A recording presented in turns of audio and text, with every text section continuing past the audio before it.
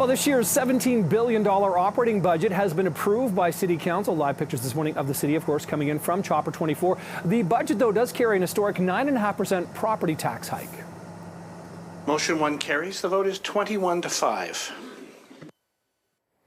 So it includes the full $20 million budget increase that was requested by the police and police board. City Council also voting in favor of saving the Windrow snow clearing program.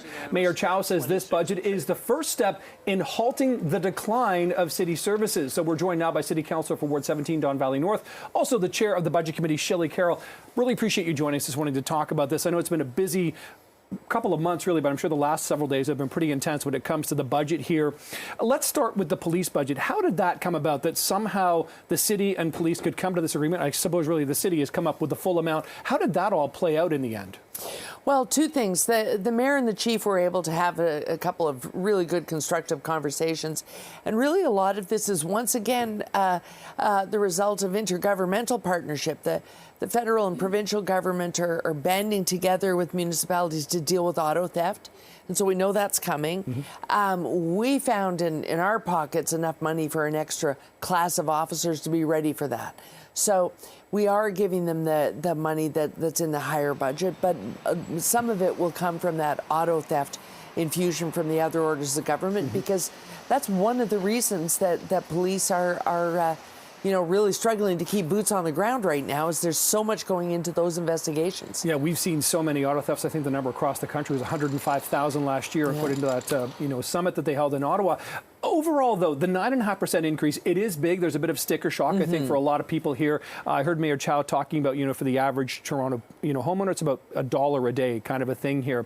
How do you've got this budget out of the way, though, now. What do you see for next year? Because now you already start to plan. Should Torontonians sort of get used to these pretty significant property tax increases, do you think? Well, in a word, no, because that's what the mayor means when she says, let's get this city back on track. There's a huge investment here. Housing, transit, getting a big chunk of state of good repair off the books.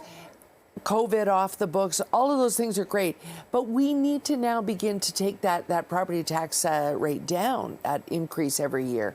And so it means we're going to have a lot of fiscal prudence, a lot of discipline amongst councillors, not dreaming up brand new ideas. We really just need to deliver on all of the things that are in this budget this year, and that will begin to get the city back on track and get us back to affordable increases. We're now at the point where you can't say we're not keeping pace with the rest of the GTA. We're middle of the pack. We're all taxing about the same. And so we've all got to just move this GTHA so that it's driving its economy and getting people where they need to go. That statement sounds kind of encouraging here. Are you kind of saying then that this is kind of like ripping off the Band-Aid this year, and that we're going to sort of pay the price, kind of clench our teeth, and that perhaps going forward we could see more moderate increases? Is that kind of the goal really from your perspective? That is definitely the goal, and we're so grateful to Torontonians. Taken together, last year's increase that Mayor Tory brought in and this one is very significant for people, and I'm mindful of that every minute of the day. And so now I have to make good on all the promises that are within this budget. They're making the investment. Well, we all are. You're going to pay, I'm going to pay.